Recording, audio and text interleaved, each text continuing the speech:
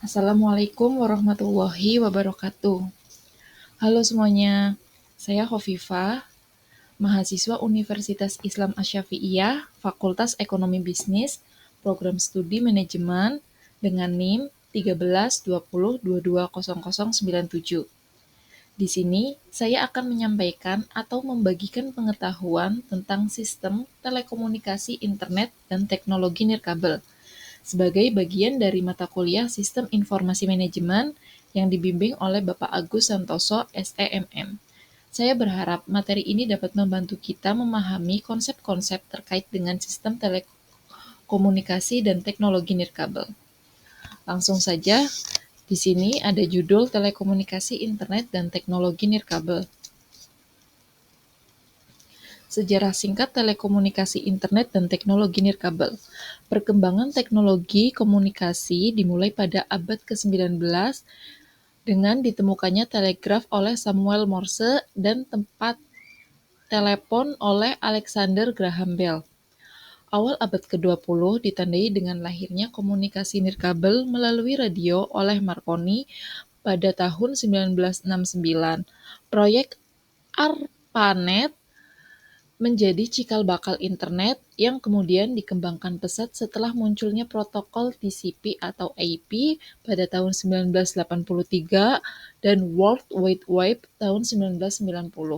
Di era tahun 1990-an, teknologi nirkabel seperti Wi-Fi dan Bluetooth mulai digunakan, diikuti oleh perkembangan jaringan seluler seperti 3G, 4G, hingga 5G yang mendukung Internet of Things atau IoT. Kini, telekomunikasi internet dan teknologi nirkabel menjadi tulang punggung komunikasi dan aktivitas bisnis modern di seluruh dunia. Oke, next. Di sini ada telekomunikasi dan jaringan dalam dunia bisnis. Telekomunikasi adalah proses pengiriman dan penerimaan informasi berupa data, suara, gambar, atau video melalui jarak jauh menggunakan perangkat elektronik seperti telepon, internet, dan satelit. Jaringan dalam dunia bisnis mengacu pada sistem terhubungnya perangkat komputer dan teknologi informasi di dalam suatu organisasi atau antar organisasi yang memungkinkan komunikasi dan pertukaran data secara cepat dan efisien. Fungsi utama: memfasilitasi komunikasi, kolaborasi, pengelolaan data, dan pengambilan keputusan bisnis secara real-time. Contoh nyata, perusahaan e-commerce seperti Tokopedia dan Shopee ini menggunakan jaringan telekomunikasi untuk transaksi seperti layanan pelanggan dan pemrosesan pesanan secara real-time. Oke, next di sini ada jaringan komunikasi. Jaringan komunikasi adalah jaringan infrastruktur teknis yang digunakan untuk menghubungkan perangkat elektronik satu sama lain agar dapat saling bertukar data dan informasi. Kemudian di sini ada jenis-jenis jaringan. Yang pertama ada LIN atau Local Area Network. Ini adalah jaringan kecil, biasanya ada dalam satu gedung atau area terbatas. Kemudian ada MIN atau Metropolitan Area Network. Jaringan ini ada di dalam kota atau area yang menengah. Kemudian ada WIN atau Wide Area Network, jaringan berskala besar yang mencangkup wilayah luas seperti internet. Kemudian yang terakhir ada VPN atau Virtual Private Network, jaringan pribadi yang aman menjadi jaringan publik untuk internet. Oke, next. Di sini ada tujuan dan fungsi jaringan komunikasi. Mendukung konektivitas dan efisiensi dalam komunikasi digital, terutama dalam lingkungan kerja atau bisnis.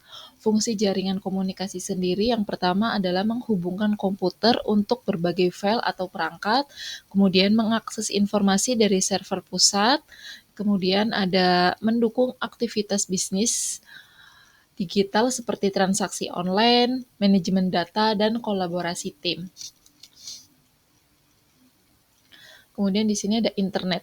Internet adalah jaringan komunikasi global yang menghubungkan jutaan komputer dan perangkat di seluruh dunia untuk berbagi informasi dan sumber daya.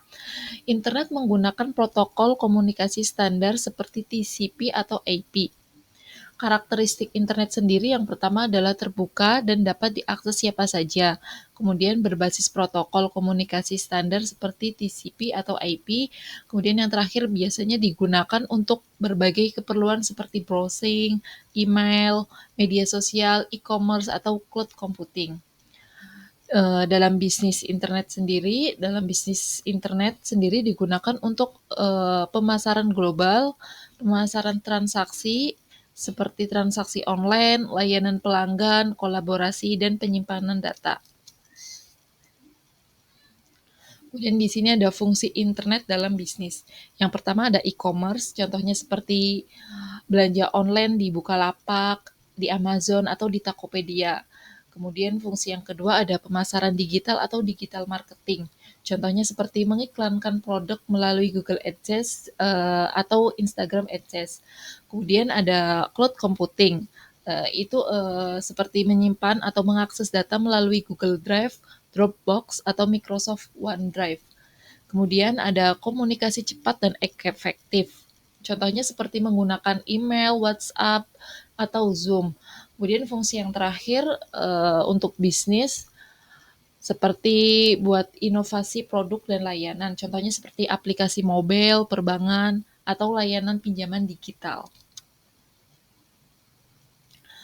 Kemudian di sini ada revolusi nirkabel. Revolusi nirkabel adalah perubahan besar dalam cara manusia berkomunikasi dan bertukar data dari yang sebelumnya menggunakan kabel menjadi tanpa kabel atau wireless. Kemudian teknologi ini juga memungkinkan mobilitas, konektivitas, dan otomatisasi lebih luas. Teknologi nirkabel yang paling populer saat ini seperti Wi-Fi. Wi-Fi ini adalah jaringan lokal tanpa kabel yang menggunakan mengakses internet, contohnya seperti internet di rumah, di kampus, atau di kantor. Kemudian yang kedua ada Bluetooth untuk mengakses komunikasi jarak pendek atau perangkat, contohnya seperti menghubungkan handphone ke ponsel. Kemudian ada jaringan 4G dan 5G, jaringan seluler generasi keempat dan generasi kelima yang mendukung akses internet cepat. Contohnya seperti streaming video HD tanpa buffering atau kendaraan otonom. Kemudian yang nomor 4 di sini ada IoT atau Internet of Things. Ini adalah koneksi antara perangkat pintar yang saling berbicara melalui internet. Contohnya seperti smart home pada lampu, AC, atau kamera CCTV yang dikendalikan melalui HP atau smartphone. Di sini ada dampak revolusi nirkabel. Yang pertama, karyawan bisa bekerja dari mana saja, work from anywhere. Kemudian bisnis dapat melayani pelanggan lebih cepat. Kemudian dampak lainnya seperti perangkat rumah tangga dan kantor semakin otomatis dan efisien. Kemudian terbukanya peluang bisnis baru berbasis aplikasi dan teknologi. Jadi kesimpulannya, telekomunikasi internet dan teknologi nirkabel merupakan fondasi utama dalam era digital saat ini yang telah merevolusi cara manusia berkomunikasi, bekerja, dan berbisnis dengan memungkinkan pertukaran informasi secara cepat, efisien, dan dan tanpa batas lokasi melalui jaringan dan perangkat yang saling terhubung. Terima kasih. Sekian presentasi dari saya. Demikian penjelasan tentang sistem telekomunikasi internet dan teknologi nirkabel. Saya berharap kita dapat memahami konsep-konsep yang terkait dengan sistem telekomunikasi dan teknologi nirkabel. Mohon maaf jika ada kesalahan atau kekurangan dalam penyampaian materi. Terima kasih atas perhatiannya. Wassalamualaikum warahmatullahi wabarakatuh.